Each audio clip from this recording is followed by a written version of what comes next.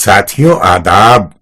راحت آرا بیگم کی تصنیف کردہ اور ڈاکٹر فہمیدہ بیگم کی مرتب و شائع کردہ کتاب راحت آرا بیگم کی افسانہ نگاری اور منتخب افسانے، اس کتاب سے ماخوذ چوتھا افسانہ غلطی کی آڈیو ریکارڈنگ کے ساتھ میں مرزا عارف آپ کی خدمت میں حاضر ہوں، قبول فرمائیے۔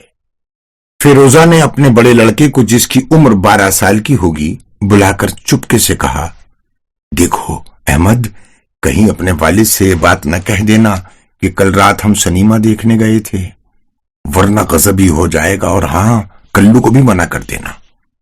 احمد نے سہمی ہوئی آواز سے کہا، ہاں سچ کہتی ہو امی، میں کبھی یہ بات ان پر ظاہر ہونے نہیں دوں گا، اور کلو کو بھی منع کر دوں گا، تم اطمینان رکھو۔ صبح کا وقت تھا، کوئی 10 بجے ہوں گے۔ فیروزہ کا دوسرا لڑکا راشد اسکول جانے کے لیے تیار تھا۔ ماں نے کہا، سنو بیٹے، اتفاق سے آج کھانا تیار نہیں ہے، سامان آنے میں دیر ہو گئی ہے، ابھی اسکول چلے جاؤ، دوپہر کو آ کر کھا لینا۔ خبردار، تمہارے والد کو اس کی خبر نہ ہونے پائے۔ تم دونوں پیچھے کے دروازے سے چپکے سے گھر آ جانا، وہیں باورچی خانے میں ہی میں تم کو کھلوا دوں گی، سمجھ گئے نا؟ زاہدہ، جس کی عمر 7 سال کی تھی، برآمدے میں کھیلتی ہوئی نکلی تو ماں نے کہا، بیٹی، تمہارے ابا اگر دریافت کریں کہ لڑکے کھانا کھا کر گئے ہیں تو کہہ دینا ہاں۔ بیٹی نے بہت اچھا، اور اس طرح کھیلتی ہوئی دوسری طرف چلی گئی۔ ثناء الدین صاحب یوں تو بڑے خوش فطرت آدمی تھے، ان کے دوستوں کو ان کے ساتھ بات چیت میں خاصا لطف آتا تھا، تعلیم کے حامی اور اصول کے پابند تھے، لیکن افسوس کہ ان کی فطرت میں غصہ ضرورت سے بہت زیادہ تھا۔ کوئی بات بیوی بچوں کے ساتھ نرمی سے کرنا وہ جانتے ہی نہیں تھے۔ حالانکہ باہر والوں میں کافی خوش مزاج مشہور تھے، لیکن گھر میں ان کا رویہ اس قدر سختی کا تھا کہ بیوی بچے سہمے ہوئے رہتے تھے، اور یہی ان کی سب سے بڑی غلطی تھی۔ ان کے خواب و خیال میں بھی نہ تھا کہ اس غصہ ور فطرت کی وجہ سے ایک دن ان کا آباد گھر اجڑ جائے گا، لڑکے مخالف ہو جائیں گے اور بیوی سے قطع تعلق کرنا پڑے گا۔ ثناء الدین برابر سے کاروباری آدمی تھے، تختے اور لکڑی کا کاروبار اچھا چل رہا تھا، آمدنی بھی کافی تھی۔ ایک دن ایک نوکر کی زبانی انہیں معلوم ہو گیا کہ لڑکے اسکول سے دوپہر کو آ کر کھایا کرتے ہیں۔ یہ اگرچہ کوئی بڑی بات نہیں تھی، اور نہ ہی بچے ہر روز دوپہر کو آیا کرتے تھے، لیکن ثناء الدین یہ سنتے ہی چراغ پا ہو گئے اور اندر آ کر بیوی پر برس پڑے۔ غضب خدا کا، بچوں کو ابھی سے بگاڑنے کے کوئی معنی ہیں؟ سنتی ہو فیروزہ، تم بچوں کی فطرت کو خدا کے لیے خراب نہ کرو۔ یہ میرا حکم ہے کہ بچے ٹھیک 10 بجے کھانا کھا کر اسکول جایا کریں، اور تم نے انہیں آرڈر دے دیا کہ اسکول سے آ کر کھایا کریں۔ بیوی بیچاری ہکا بکا سی ہو گئی، پھر اپنے اوپر قابو رکھتے ہوئے بولی، کس نے تمہیں یہ غلط خبر دی ہے کہ بچے دوپہر کو آ کر کھاتے ہیں؟ میں ہمیشہ دونوں کو کھلا کر بھیجا کرتی ہوں۔ ثناء الدین نے بدستور کڑک کر کہا، باتیں بناتی ہو، مجھے اور خبر نہ ہو کیا؟ گھر سے اور بچوں سے میرا کوئی تعلق نہیں ہے؟ خیر، جو ہو چکا ہو چکا، آئندہ ایسا نہ ہو کہ بچے چلچلاتی دھوپ میں کھانے کے لیے گھر آئیں۔ اتنا کہہ کر وہ غصے میں بھرے ہوئے دوسری طرف چلے گئے۔ فیروزہ کا مزاج بھی اب پہلے جیسا نہ تھا، شوہر کی غصہ ور فطرت سے نالاں ہو رہی تھی۔ اگر میکا ہوتا تو کچھ روز کے لیے چلی جاتی، لیکن افسوس کہ ماں باپ تو تھے نہیں، اور بھائی بہن کے یہاں جا کر رہنا اسے گوارا نہ تھا، اس لیے خاموش رہ جاتی۔ یوں تو شہر میں ثناء الدین کے ملاقاتی بہت تھے، لیکن اکرم صاحب حال ہی میں آئے تھے، بیوی بچے بھی ساتھ تھے۔ ان کی خواہش تھی کہ اکرم صاحب کو میں بیوی بچوں کے اپنے گھر کھانے کی دعوت دیں، لہٰذا ایک دن باتوں باتوں میں انہوں نے اپنے دوست کو کہہ دیا، آج کی رات آپ سبوں کو کھانے کی دعوت ہمارے یہاں رہی۔ اکرم صاحب اخلاقاً بولے، بھلا اس تکلف کی کیا ضرورت تھی؟ جواباً وہی پرانا اخلاقی جملہ استعمال کیا گیا، نہیں نہیں، بھلا اس میں تکلیف کی کون سی بات ہے؟ اکرم صاحب چلے گئے۔ کھانے پر جب ثناء الدین اندر آئے تو اس کا تذکرہ بیوی سے کیا۔ فیروزہ کی تیوری میں بل پڑ گئے، پھر بھی اس نے سمجھانے کی کوشش کرتے ہوئے کہا، تمہیں تو معلوم ہے باورچی کی طبیعت اچھی نہیں ہے، سامنے کا نوکر بھی 2 دن سے نہیں آ رہا، صرف ماما ہے، اتنے آدمیوں کی دعوت کا انتظام کرنا تنہا میرے لیے مشکل ہے، آپ نے دعوت دینے سے پہلے ذرا مجھ سے تو پوچھ لیا ہوتا۔ لیکن بیوی کی باتوں کا مطلب ان پر اثر نہ ہوا، وہ بگڑ کر بولے، زیادہ بک نہ کرو، میں دعوت دے چکا ہوں، باورچی کو کھانا پکانا ہی پڑے گا، ہاں تمہیں اگر اس کے انتظام میں دقت ہو تو الگ ہو جاؤ، میں خود سب ٹھیک کر لوں گا۔ آخر کار اپنی مرضی کے خلاف فیروزہ کو تمام انتظام کرنا ہی پڑا۔ باورچی بیمار تھا، فیروزہ نے چاروں ناچار تمام کھانا خود پکایا۔ شام کو اکرم صاحب مائیں بیوی بچوں کے آ پہنچے۔ فیروزہ نے باورچی خانے کا انتظام بھی کیا اور اکرم صاحب کے بیوی بچوں کی حتی المقدور توازی بھی کی۔ جب سب مہمان رخصت ہو گئے تو ثناء الدین صاحب نے بیوی سے کہا، کھانا بالکل واہیات تھا، بھلا دعوت کا کھانا کہیں ایسا ردی ہوا کرتا ہے، تمہیں پکاتے وقت اس کا خیال رکھنا چاہیے تھا۔ بیوی نے بھی خفگی سے کہا، آئندہ اگر اپنے دوستوں کو دعوت کیا کریں تو بخدا مجھ سے نہ کہا کریں، بھلا میں اس قابل کب ہوں کہ دعوت کا انتظام کر سکوں، علاوہ اس کے کہ میں نے پہلے ہی آپ کو منع کر دیا تھا۔ اب ثناء الدین کو کافی غصہ آ چکا تھا، کڑک کر بولے، بس بس خاموش رہو، میں اس سے زیادہ کچھ سننا نہیں چاہتا، تم گھر کی بیوی ہو، تمہیں ضرور انتظام کرنا پڑے گا، یہ کبھی ممکن نہیں کہ تم تو ہاتھ پر ہاتھ دھرے بیٹھی رہو اور میں گھر بار سنبھالوں۔ اس بیجا خفگی کا فیروزہ پر از حد اثر پڑا، مگر خاموش ہو گئی، اور خاموشی کے سوا کرتی بھی کیا، ہر طرح کوشش کرتی تھی کہ شوہر کو راضی رکھے، لیکن اس کا اثر الٹا ہی ہوتا۔ یہی وجہ تھی کہ شوہر کے کسی فیصلے کو اب وہ سر جھکا کر ماننے سے مجبور تھی۔ نوکروں کے متعلق بھی ہمیشہ پریشانی رہتی، جو نوکر وہ رکھنا چاہتی تھی شوہر اس کے خلاف ہو جاتے، شوہر کو جو نوکر پسند آتا بیوی اسے عذاب سمجھتی۔ ثناء الدین کے مزاج میں صفائی حد درجہ موجود تھی، وہ چاہتے تھے کہ جب وہ گھر آئیں ہر چیز صاف ستھری قرینے سے رکھی ہو، لیکن فیروزہ بیچاری اس قدر باورچی خانے میں مصروف رہتی کہ اکثر گھر کی صفائی کا خیال ہی نہیں رہتا، بچھونے اسی طرح پڑے رہتے، جھاڑو تو دی جاتی تھی لیکن محض اوپر سے، جب وہ اندر آتے اور کوئی شے بے ترتیبی سے پڑی ہوتی تو از حد بگڑتے تھے۔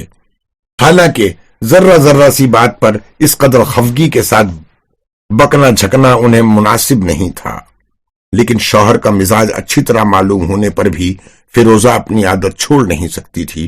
اسے تو باورچی خانے کے کام سے ہی کچھ ایسا لگاؤ تھا کہ بھولے سے بھی خیال نہ آتا کہ گھر کی کیا حالت ہے۔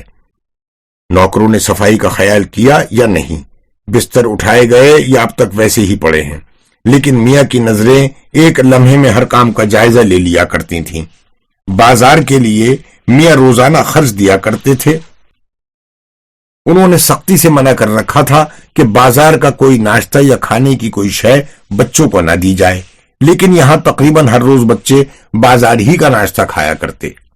اس طرح ماں باپ کی مخالفت نے بچوں کی فطرت میں دونوں کے خلاف ایک جذبہ سرائیت کر گیا۔ فیروزہ شوہر کے خوف سے بچوں کو یہ سکھاتی کہ خواہ کچھ ہو مگر اپنے باپ کو خبر نہ دینا، اور اس کی وجہ شوہر کی انتہائی کرختگی تھی۔ ایک روز ناشتے پر انہوں نے کہا، پھل وغیرہ ہر روز آتا ہے، آج بھی نوکر نے حساب میں 8 آنے کے سیب لکھوائے ہیں، لیکن کھانے یا ناشتے کی میز پر تو میں نے کبھی پھل کا نام و نشان بھی نہیں دیکھا۔ فیروزہ جلدی سے بولی، سیب بازار سے لاتے ہیں، بچوں نے کاٹ کر کھا لیا، آپ کو شک ہو تو ان سے پوچھ لیجئے، اب آپ ہی کہیں کہ پھل آپ تک پہنچے بھی تو کیسے۔ ثناء الدین نے کوئی جواب نہیں دیا، ناشتہ ختم کر کے باہر چلے گئے۔ اتفاق سے چھوٹا لڑکا وہاں آ گیا۔ فیروزہ نے آہستگی سے کہا، دیکھو تمہارے ابا پھل کے بارے میں دریافت کر رہے ہیں، اگر پوچھیں تو کہہ دینا تم نے سیب کھایا تھا۔ راشد نے سادگی سے کہا، لیکن کلو نے تو ہمیں سیب دیا ہی نہیں، سپہر کو ہمیں صرف بسکٹ ملے تھے۔ فیروزہ جلدی سے بولی، لیکن تم کہہ دینا کہ سیب کھایا تھا۔ اچھا کہہ کر راشد لاپرواہی سے باہر نکل گیا۔ اسی طرح ایک پریشانی اور ناچارگی کے درمیان فیروزہ کی زندگی کٹنے لگی۔ وہ ہر اس حرکت کو چھپانے کی کوشش کرتی جو میاں کو ناپسند تھی، اور ہر لڑکے کو اس نے گویا یہ بات سکھا دی تھی کہ تم جو دل چاہے کرو، لیکن اس بات کا خیال رکھو کہ تمہارے ابا کے کانوں تک اس کی خبر نہ پہنچے۔ اور ثناء الدین کے مزاج کی سختی میں کچھ کمی نہ تھی۔ کئی سال اسی طرح گزر گئے۔ لڑکے اب جوان تھے، لڑکی بھی شادی کے قابل تھی، لیکن افسوس اس کا تھا کہ آج تک وہی پرانی عادت اور اختلاف دونوں میاں بیوی کے مزاج میں بدستور موجود تھا۔ میاں کا حکم تھا کہ لڑکے سنیما وغیرہ نہ جائیں، اس سے ان کی فطرت پر برا اثر پڑتا ہے، لیکن میاں کے فرشتوں کو بھی خبر نہ تھی کہ لڑکے تقریباً ہر ہفتے سنیما جایا کرتے ہیں۔ باہر سے آنے میں دیر ہو جاتی تو ماں بہانہ کر دیتی کہ بچے سو رہے ہیں۔ ثناء الدین غصہ ور فطرت کے آدمی تھے، لیکن جب وہ سنتے کہ بچے سو رہے ہیں تو انہیں یقین نہ آ جاتا۔ ان کی عادت نہیں تھی کہ کمرے کے اندر جا کر اس بات کا تدارک کرتے۔ ایک دفعہ ان کے ایک دوست نے بے تکلفی سے کہا، رات کھیل بہت دلچسپ تھا، آپ کے دونوں بچے بھی تو گئے تھے لیکن آپ کو نہ دیکھا، آپ کیوں کبھی سنیما نہیں جاتے؟ ثناء الدین متحیر ہو گئے۔ کیا کہہ رہے ہیں آپ؟ میرے بچے اور سنیما جائیں؟ کچھ غلط فہمی تو آپ کو نہیں ہوئی؟ انہیں تو کبھی بھی میں نے سنیما جانے کی اجازت نہیں دی، میرے بغیر پوچھے وہ گئے کیسے؟ دوست بولے، خبر نہیں، لیکن میری بات کا اگر آپ کو اعتبار نہ ہو تو لڑکوں سے پوچھ لیجئے۔ ثناء الدین صاحب نے لڑکوں کو بلا کر جب دریافت کیا تو وہ سر جھکا کر کھڑے رہے۔ بتاؤ، رات تم دونوں سنیما گئے تھے؟ جی، امی سے اجازت لے کر گیا تھا، لڑکوں نے سہم کر کہا۔ معلوم ہوتا تھا کہ ان کے جسم کا آدھا خون خشک ہو گیا ہو۔ ثناء الدین نے کڑک کر کہا، اور مجھ سے بھی پوچھا تھا؟ لڑکوں سے کوئی جواب نہ بنایا، وہ باپ کے سامنے سے ہٹ گئے۔ کچھ دیر بعد ثناء الدین اندر آئے، ہاتھ میں ایک چھڑی تھی، اس سے انہوں نے بچوں کی خوب خبر لی اور بیوی کو جو منہ میں آیا کہہ گزرے۔ باپ کے ڈر سے بچے گھر میں ہر وقت سہمے ہوئے رہنے لگے۔ اب یہاں تک نوبت پہنچی کہ باپ کے سامنے آتے ہوئے دونوں ڈرتے تھے۔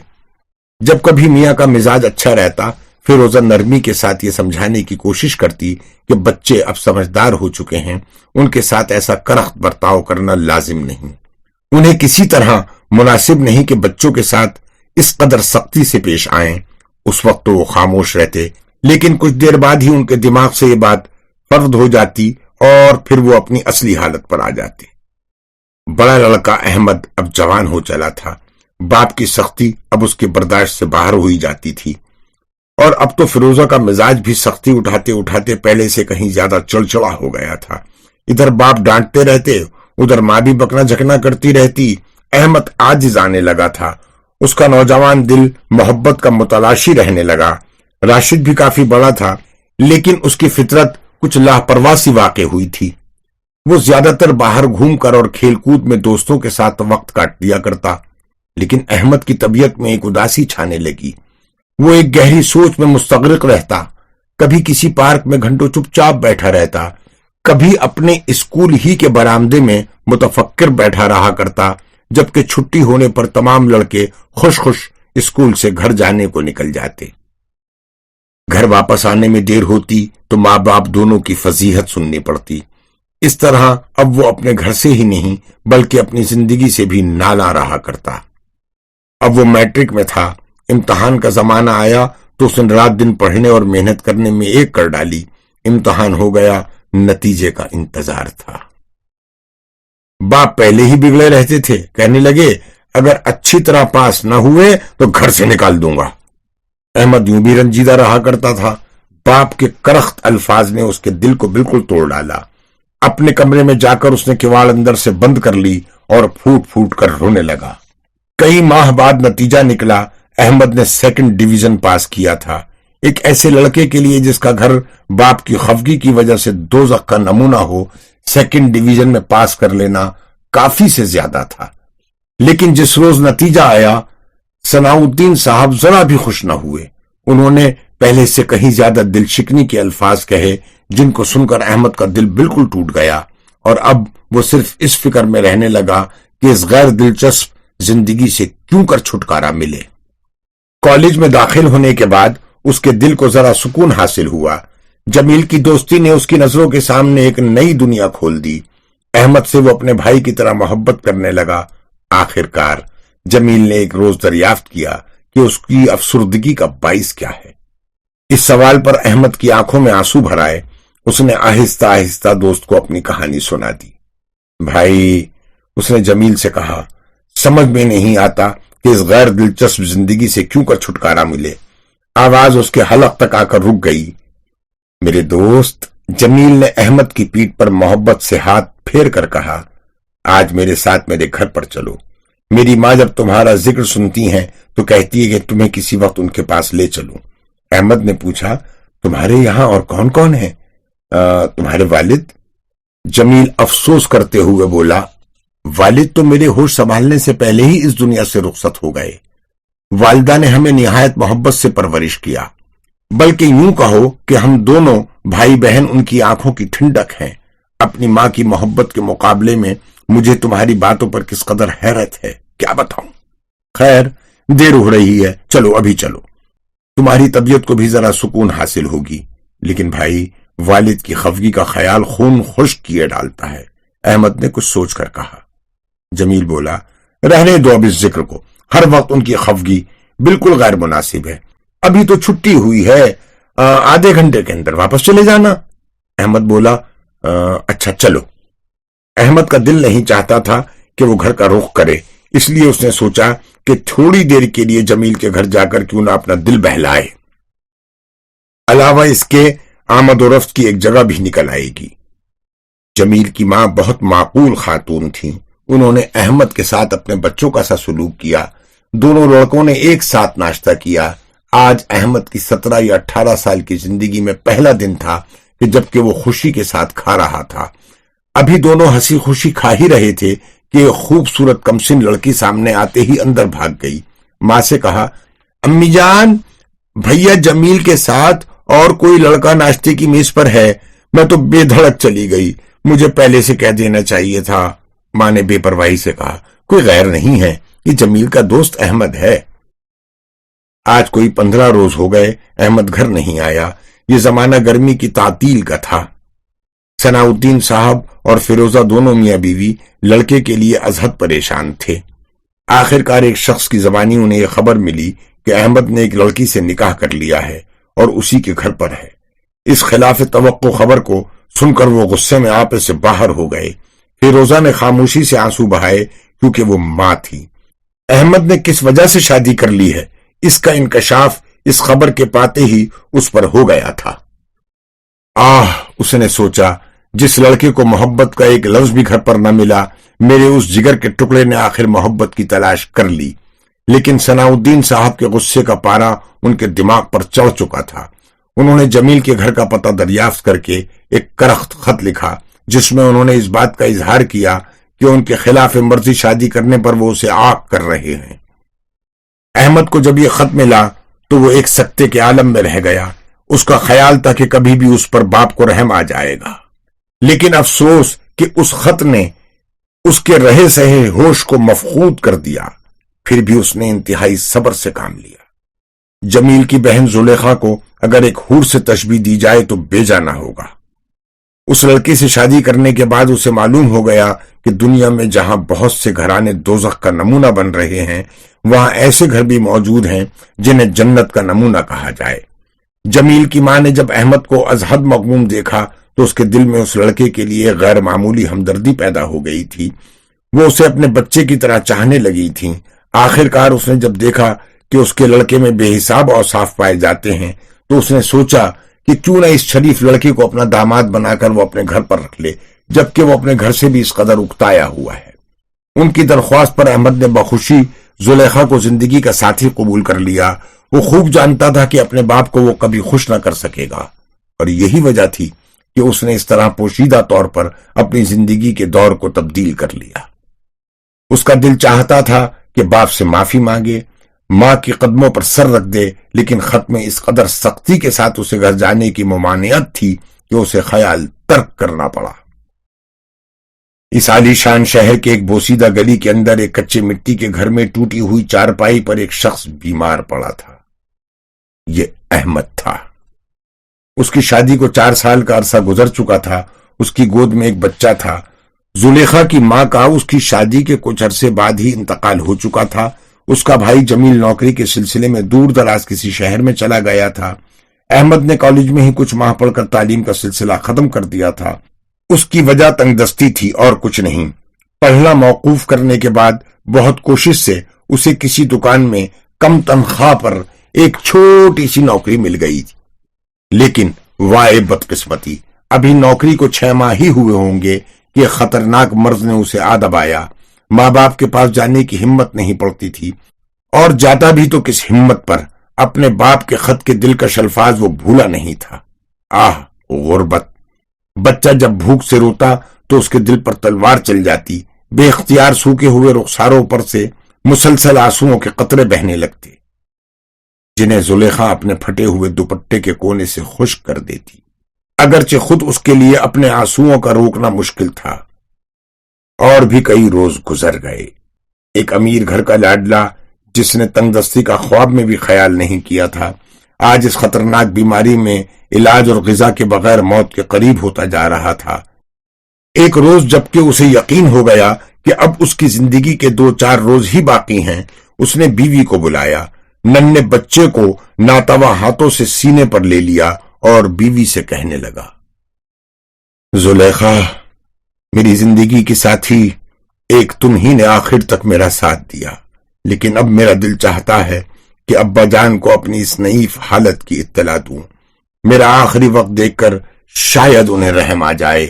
جس سخت دل باپ نے شادی کی خبر پا کر بیٹے کو عاق کر دیا تھا، اور زلیخا جانتی تھی جس روز یہ کرخت خط احمد کو ملا تھا وہ رنج و غم سے نڈھال ہو گیا تھا، ایسے باپ کے پاس وہ اپنے شوہر کی بیماری کی خبر پہنچانا نہیں چاہتی تھی، ہوا وہ ان کا بیٹا ہی کیوں نہ ہو۔ لیکن فوراً ہی اس نے سوچا کہ مجھ بد نصیب سے شادی کرنے کی وجہ سے احمد پر یہ تباہی آئی ہے۔ افسوس، وہ تو ناسمجھ بچی تھی، لیکن ماں نے کیوں ایسی غلطی کی؟ کیوں ایسے ایک شوہر کے سپرد کیا جو اپنے باپ کی خلاف مرضی شادی کر رہا تھا؟ لیکن آج وہ اس کا کفارہ ادا کرے گی۔ جس طرح ہو وہ اس کے باپ کو اس کے بیٹے کے پاس کھینچ لائے گی، اپنے شوہر کو اس طرح بے پناہی کے ساتھ دم توڑنے نہیں دے گی۔ احمد نے نحیف آواز میں کہا، تمہیں خط لکھو زلیخا، میرے ہاتھوں میں اس قدر قوت کہاں کہ قلم پکڑ سکوں۔ زلیخا نے آنسو پوچھتے ہوئے جلدی سے کہا، نہیں نہیں، خط نہ لکھو، بلکہ مجھے اجازت دو کہ ننھے کو لے کر گاڑی پر جاؤں، شاید پوتے کو دیکھ کر رحم آ جائے۔ احمد بولا، اگر جانا ہے تو کل ہی صبح کو جاؤ، زندگی کا کیا اعتبار۔ 2 قطرے آنسوؤں کے اس کی آنکھوں سے نکل کر تکیے میں جذب ہو گئے۔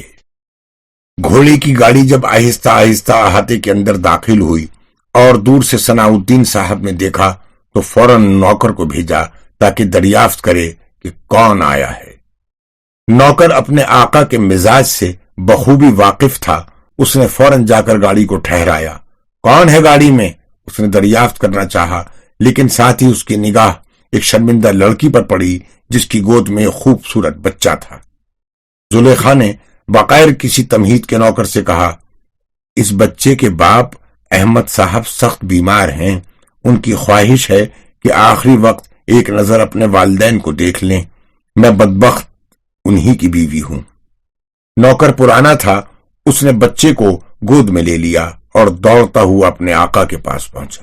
حضور، یہ آپ کی بہو ہے، کہتی ہے کہ احمد صاحب سخت بیمار ہیں، اگر دیکھنا ہو تو ایک نظر دیکھ آئیے۔ ثناء الدین کا دل بدستور پتھر بنا رہا، انہوں نے عادت کے مطابق منہ بنا کر کہا، بہو باتیں بنانے آئی ہے، احمد بیمار ہے تو ہوا کرے، ناخلف اولاد کو اس نتیجے پر پہنچنا ٹھیک ہے، اور بچے کو کیوں لایا ہے؟ ہٹاؤ اسے میرے سامنے سے۔ زلیخا نے اپنے کانوں سے یہ الفاظ سنے اور سکتے میں رہ گئی۔ ایک باپ اپنے بیٹے کے بارے میں ایسے الفاظ جو کہ انسانیت کے خلاف ہیں کیوں کر استعمال کر رہا تھا؟ آہ، ایسے باپ بھی دنیا میں ہوا کرتے ہیں۔ اے معبود، ایک ایسے لڑکے کے بارے میں جو موت کے بستر پر ہے وہ اس قدر کرخت ہو گئے۔ نوکر نے بچے کو گود میں دیتے ہوئے کہا، بہو جی، آقا کو کچھ کہنا بیکار ہے، آپ پتہ بتاتی جائیے، میں جا کر دیکھ آؤں گا، افسوس ہمیں تو ان کی کچھ خبر ہی نہ تھی۔ زلیخا نے رقت بھری آواز سے پتہ بتا دیا۔ گاڑی جس طرح آئی تھی اسی طرح واپس لوٹ گئی۔ ثناءالدین اندر گئے. فیروزہ ان باتوں سے بے خبر مغموم بیٹھی تھی. جب سے احمد گھر چھوڑ کر گیا تھا کسی نے اسے بھولے سے بھی ہنستے نہیں دیکھا تھا. پہلی اولاد کی محبت زیادہ ہوا کرتی ہے. یہی وجہ تھی کہ فیروزہ احمد کو ازحد چاہتی تھی. شوہر کی زبانی یہ بات سن کر کہ احمد کی بیوی اور بچہ آئے تھے اس کا دل پاش پاش ہو گیا. اس کی بہو اس کا پوتا باہر سے واپس کر دیا جائے اور اسے خبر نہ ہو. بیٹے کی بیماری کی خبر سن کر اور اسے برداشت کی تاب نہ رہی. وہ پچھاڑ کھا کر فرش پر گری اور گرتے ہی بے ہوش ہو گئی. ثناءالدین کو اب ہوش آیا. کیوں انہوں نے اس لڑکی کو ایسی حقارت سے لوٹا دیا جو کہ انہی کی بہو تھی؟ ان کے لڑکے کی خبر دینے آئی تھی جو کہ دم توڑ رہا تھا. اور وہ بچہ کیسی پیاری نظروں سے انہیں دیکھ رہا تھا. ہو بہو احمد کی شکل ہے. افسوس اس معصوم کی طرف بھی تو انہوں نے کوئی توجہ نہ کی. آج 4 سال بعد پہلی دفعہ اپنے بیٹے کے لیے ان کا دل مچلنے لگا. ڈرائیور کو اس وقت انہوں نے کار لانے کا حکم دیا اور بڑی مشکل سے فیروزہ کو ہوش میں لائے. نوکر کے بتائے ہوئے پتے پر کار روانہ ہوئی. جس گھر کے سامنے کار آ کر رکی اسے دیکھ کر اس بات کا خیال بھی نہ ہوتا تھا کہ یہ کسی شریف آدمی کے رہنے کی جگہ ہے. بہت سے کرایہ داروں کے درمیان بوسیدہ کمرہ. ایک کمرے سے آہستہ آہستہ رونے کی دل توڑنے والی آواز آ رہی تھی. آس پاس دریافت کرنے پر معلوم ہوا کہ مریض آخری حالت پر آ پہنچا ہے. ماں باپ اجلت کے ساتھ اتر پڑے اور میلے ٹاٹ کے پردے کو ہٹا کر کوٹھری کے اندر پہنچے. مگر اب دیر ہو چکی تھی. بہت دیر. ٹوٹی ہوئی چارپائی پر میلی سی چادر میں لپٹا ہوا احمد نہیں بلکہ احمد کا بے جان جسم پڑا تھا. زلیخا نے واپس آ کر اسے آخری حالت پر دم توڑتے ہوئے پایا. ناشاد و نامراد بیچارہ غیر معمولی تکالیف اٹھانے کے بعد آج موت کی گہری نیند سو رہا تھا. ثناءالدین پر گویا بجلی گر گئی تھی. دل ٹکڑے ہوا جا رہا تھا. فیروزہ اس ناقابل برداشت صدمے کی تاب نہ لا کر پھر بے ہوش ہو گئی. زلیخا بچے کو سینے سے چپٹائے ایک طرف کھڑی آنسو بہا رہی تھی اور ثناءالدین اپنے بیٹے کے قاتل تھے. انتہائی کوشش سے اپنے اوپر قابو پائے ہوئے تھے. 4 سال بعد قسمت نے ان سے ان کی کرختگی کا ایسا سخت بدلہ لیا کہ بجائے بیٹی کی خوشی دیکھنے کے انہیں اس کی تہجیز و تکفین کی طرف رجوع ہونا پڑا. بیٹے کو ہر طرف سے محروم کیا لیکن آج اس آخری اخراجات سے محروم نہ کر سکے. آج ایک قیمتی جوہر کو اپنے ہی ہاتھوں کھو کر ان کا دل بری طرح ماتم کر رہا تھا. آج پہلی دفعہ انہیں اپنا گھر سونا معلوم ہو رہا تھا. جب خاموش بیٹھتے تو بیٹے کا غم کانٹے کی طرح دل میں کھٹکتا رہتا اور غالباً یہی وجہ تھی کہ اب ان کا مزاج پہلے کی طرح نہیں رہا. چپ چپ رہنے لگے تھے اور وہ پہلی جیسی سختی بھی مفقود تھی. ثناءالدین کی مرضی سے فیروزہ نے اپنی بہو زلیخا اور ننھے پوتے فرحات کو اپنے ہی گھر بلا لیا تھا. بیچاری زلیخا کا اب دنیا میں تھا ہی کون. بچہ اب چلنے پھرنے لگا تھا مگر بہو اور بچے سے ماں باپ کے دلوں میں بیٹے کا غم بالکل تازہ کر رہا تھا. زلیخا خود از حد رنجیدہ رہا کرتی تھی. اسے اپنے شوہر سے محبت تھی. احمد نے اس کی آنکھوں کے سامنے فاقہ کشی اور بیماری کی تکلیف اٹھائی. علاج سے محرومی کے سبب تڑپ تڑپ کر کیسی بے پناہی سے جان دی تھی. یہ سما اسے بھی بھولا نہیں تھا. دسترخوان پر بیٹھتی تو روٹی اس کے حلق میں آ کر اٹک جاتی. تمام واقعات اس کی نظروں کے سامنے گھومتے رہتے. علاوہ اس کے کہ احمد نے کبھی اس سے کسی قسم کی سخت کلامی نہیں کی تھی. اسے معلوم تھا کہ باپ کی سختی ہی نے اس کی زندگی تباہ کی تھی. لہذا وہ خود انتہائی نرمی سے پیش آتا اور ہر کام میں زلیخا کی مرضی لے لیا کرتا. لیکن باپ کے ناروا سلوک اور ساتھ ہی تنگ دستی نے اس کے دل کو توڑ ڈالا تھا. اس کے بعد بھی وہ کسی طرح زندگی کی گاڑی کو کھینچ رہا تھا کہ دفتن زلیخا کی ماں کا انتقال ہو گیا اور اس وقت اسے اس بات کا پہلی دفعہ احساس ہوا کہ وہ دنیا میں بالکل تنہا رہ گیا ہے. آخر کار فکر و تردد نے بیماری کی صورت میں اس کے اندر جڑ پکڑ لی اور اسے موت کے بھیانک منہ میں ڈھکیل چھوڑا.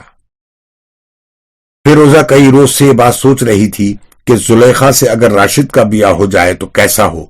ایسی شریف اور خوبصورت لڑکی گھر ہی پر رہے تو کیا برا ہے؟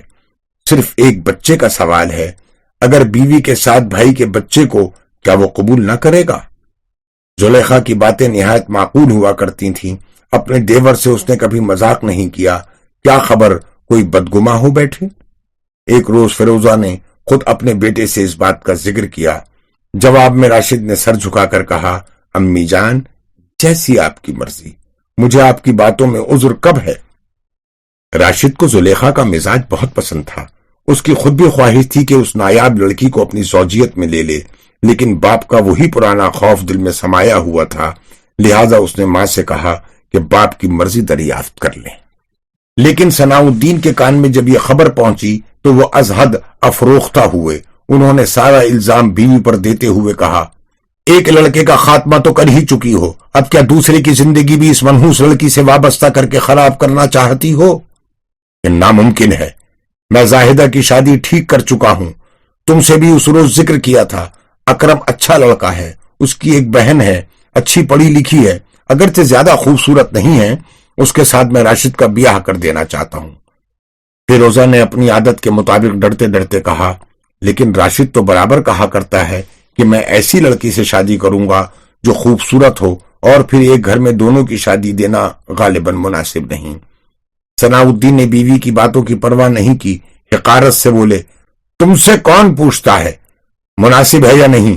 یہ میں زیادہ سمجھتا ہوں، اور ہاں، آئندہ ماہ میں زاہدہ کی شادی کی بات پکی کر رہا ہوں۔ اس کے 2-1 ماہ بعد راشد کی شادی کا انتظام بھی ہو جائے گا۔ اور سنو، اس لڑکی سے بھی کہہ دو کہ اپنا راستہ ناپے۔ احمد نے میری مرضی سے شادی نہیں کی تھی کہ میں اسے سر چڑھا کر رکھوں گا۔ فیروزہ ایسے سخت رانی کی عادی ہو چکی تھی، اس نے زیادہ حجت کرنا مناسب نہیں سمجھا۔ اسے تو یہ بات معلوم تھی کہ میاں کے ساتھ کبھی بھی اس کی موافقت نہیں ہوئی، آج کیسے ہوگی؟ اس نے جب راشد کو اس کے باپ کی مرضی سے آگاہ کیا تو وہ بالکل خاموش ہو گیا۔ تھوڑی دیر سوچنے کے بعد اس نے کہا، اول تو میں ایک گھر میں قرابت کرنے کا مخالف ہوں، دوسری یہ کہ میں ایسی لڑکی سے شادی کا خواہاں ہوں جو خوبصورت ہو۔ اگر زلیخا کو میں نے زوجیت میں لے لیا تو حرج ہی کیا ہے؟ زلیخا انہیں ناپسند کیوں ہے؟ ایک مفلس لڑکی کو پناہ دینا بھی تو ثواب ہے۔ دوسرے روز فیروزہ نے موقع پا کر شوہر سے پھر کہا، راشد سے میں نے تمام باتیں کہی تھیں، لیکن وہ خود اس آپس کے رشتے کے خلاف ہے۔ علاوہ اس کے کہ وہ کہتا ہے کہ زلیخا مظلوم ہے، اگر میں اس سے شادی کر لوں تو حرج ہی کیا ہے؟ علاوہ اس کے اسے یہ گوارا نہیں کہ ایک ہی گھرانے میں اس کی اور زاہدہ کی شادی ہو۔ میاں بدستور خفگی سے بولے، یہ ناممکن ہے کہ جس لڑکی نے میرے ایک لڑکے کی زندگی مٹی پلیت کی، اسی کو دوسرے سے بھی ہدوں۔ کیا ایک اچھی بہو مجھے تم گھر میں لانے نہ دو گی؟ میں پھر کہتا ہوں کہ اسے میرے گھر سے نکل جانے کے لیے کہو۔ راشد قریب ہی کھڑا باپ کی باتیں سن رہا تھا، وہ خاموشی سے ہٹ گیا۔ کچھ دیر بعد جب ماں پر نگاہ پڑی تو اس نے کہا، امی جان، میری شادی سوائے زلیخا کے اور کسی سے ہو نہیں سکتی۔ ابا جان کی سختی اب ہمیں برداشت سے باہر ہے۔ اس سختی نے بھائی احمد کا خاتمہ کیا۔ یاد رکھو کہ سوائے زلیخا کے اور کسی کو میں اپنا شریک حیات بنا نہیں سکتا۔ فیروزہ نے بیٹے کی بات کا کوئی جواب نہیں دیا، بلکہ خاموشی سے آنسو بہائے۔ اس کی خود ہی یہی مرضی تھی کہ بہو اور پوتے کو جدا نہ کرے، بلکہ اس طرح وہ احمد کا غم بھی بھول سکتی تھی۔ لیکن افسوس، باپ ہی جب مخالفت پر اتر آئے تو وہ بیچاری کمزور کیا کر سکتی تھی۔ آخرکار کوئی ہفتہ عشرہ کے اندر ہی زاہدہ کی شادی نہایت تزک احتشام سے انجام پائی۔ اس وقت ثناء الدین نے غیر معمولی فیاضی کا ثبوت دیا۔ شہر میں اس سے پہلے ایسے دھوم دھام کی تقریب بہت کم دیکھنے میں آئی ہے۔ شادی کے ہنگامے کی مشغولیت اور ذمہ داریوں کے انجام دینے میں فیروزہ کو زلیخا کا خیال ہی نہ تھا۔ لڑکی جب رخصت ہو رہی ہے، فیروزہ نے دیکھا کہ زلیخا نہایت مستعدی سے کام کاج میں مصروف ہے۔ زاہدہ آخرکار رخصت ہو گئی، اسے خوش قسمتی سے اچھا دولہا ملا تھا۔ دوسرے روز جب مہمان رخصت ہو گئے تو فیروزہ کو معلوم ہوا کہ زلیخا غائب ہے، بچہ بھی نہیں ہے۔ اس کا دل کسی نامعلوم خوف سے بیٹھا جانے لگا۔ اس نے سوچا، افسوس، نہ معلوم پھر کیا نیا شگوفہ کھلے گا۔ उसी रोज रात को सनाउद्दीन ने अंदर आकर कहा, राशिद अब तक घर नहीं आया, नौकरों से मालूम हुआ है कि सुबह से गायब है, कहां गया है आखिर? फिरोजा आहिस्ता से बोली, अपने दोस्त अहबाब के साथ कहीं गया होगा। उसके बाद 2 दिन और गुजर गए, राशिद का कहीं पता न था। चौथे रोज जाहिदा अपने मियां के साथ मैके आई। हैरत में थी कि जुलेखा कहाँ है। इधर उधर की बातचीत के बाद नए दामाद अकरम ने कहा, अम्मी जान, राशिद भाई कहाँ हैं? मेरी मुअद्दबाना गुजारिश है कि उनकी शादी भी जल्द ही रचाई जाए। उधर तो इंतजाम भी सब दुरुस्त है। अब्बा जान ने दावत वगैरह का तमाम सामान कर रखा है। उनकी मर्जी है कि अगले माह अक्द हो जाए। अगर उजुर ना हो तो मेरी बहन को आप देख भी सकती हैं। फिरोजा ने ठंडी सांस भरकर सिर्फ इतना कहा, कैसे बताऊं बेटे कि शादी ठीक है। राशिद की दरअसल मर्जी नहीं कि उसकी और उसकी बहन की शादी एक ही घराने में हो। अकरम हैरत ज़दा होकर बोला, राशिद भैया की मर्जी नहीं है? फिर चचा जान ने बातचीत क्यों तय की? उन्हें लाजिम था कि पहले लड़की की मर्जी ले लेते। फिरोजा ने कोई जवाब न दिया और दूसरी तरफ चली गई। आज 15 रोज होने को आए, राशिद का कहीं पता नहीं। फिरोजा का रोने के सिवा कोई काम न था। इस सदमे ने बेटी की शादी की खुशी भी उसके दिल से मफकूद कर दी। सनाउद्दीन हजार सख्त दिल सही, फिर भी अजहद परेशान थे, लेकिन राशिद के साथ जुलेखा का गायब हो जाना इस बात की साफ गवाही दे रहा था कि दोनों की एक ही सलाह है। सनाउद्दीन सोच रहे थे कि फिरोजा ने अच्छी सलाह दी थी। अगर हम खुशी से दोनों का निकाह कर देते तो यह नौबत ना आती। उन्होंने फिर गलती की। अफसोस, एक लड़के को तो वो खो ही चुके थे। अब क्या दूसरे से भी हाथ धोना पड़ेगा? गर्ज ये कि उनका दिल बिल्कुल अफसुर्दा हो गया था। तकरीबन 1 माह बाद सनाउद्दीन को एक खत मिला। उन्होंने कांपते हाथों से उसे खोला। यह खत राशिद का था। उसमें लिखा था, अब्बा जान, आप मुझसे जरूर नाराज होंगे। इस तरह मैं जुलेखा को लेकर क्यों गायब हो गया हूं? दरअसल मेरी यही ख्वाहिश थी कि मैं जुलेखा जैसी नायाब और तालीम याफ्ता लड़की को ज़ौजियत में लूं। मैंने ये बात अम्मी जान के जरिए आप तक भी पहुंचाई थी, लेकिन अफसोस कि आपने इजाजत नहीं दी। लिहाजा जब आप सब जाहिदा की शादी के इंतजाम में मशगूल थे, मैं जुलेखा को लेकर चला आया। उसे घर से लाने का इससे अच्छा कोई मौका और कब मिल सकता था? आप ये ना समझें कि हमने कोई नाजायज हरकत की है। नहीं, मैं उसे लेकर एक होटल में चला आया हूं, जहां मौलवी इनायतुल्लाह साहब ने हमारा निकाह पढ़वा दिया। अब हम दोनों अपने को दुनिया के खुशकिस्मत आदमियों में शुमार करते हैं। बच्चा मेरे भाई की निशानी है। उसे मैं अपनी जान से ज्यादा अजीज समझता हूं। और जुलेखा, उसे तो आप लोग आजमा चुके हैं। उसकी फितरत किस कदर आला है, इसका अंदाजा कोई मुश्किल ही से लगा सकता है। मैं आपकी खिदमत में मुआफी की इल्तिजा करते हुए सिर्फ इस कदर अर्ज करता हूं कि अगर आपने खुद कभी इजाजत दी तो हाजिर खिदमत होऊंगा, वरना आपकी बगैर इजाजत आपके रूबरू जाने की मुझ में हिम्मत नहीं।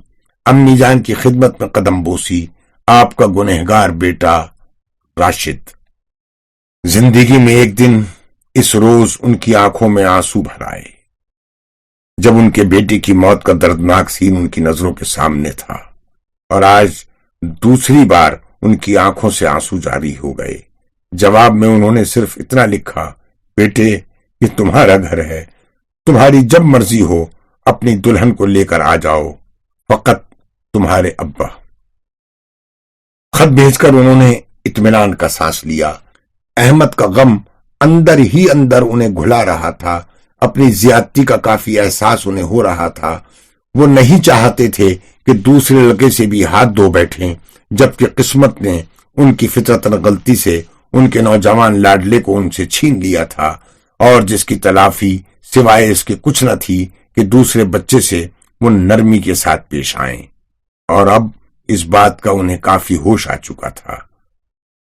सुरखरू होता है इंसान ठोकरे खाने के बाद, रंग लाती है हिना पत्थर पे पिस जाने के बाद। खत्म शुद्ध। आपकी समाअतों का बहुत बहुत शुक्रिया। खुदा हाफिज।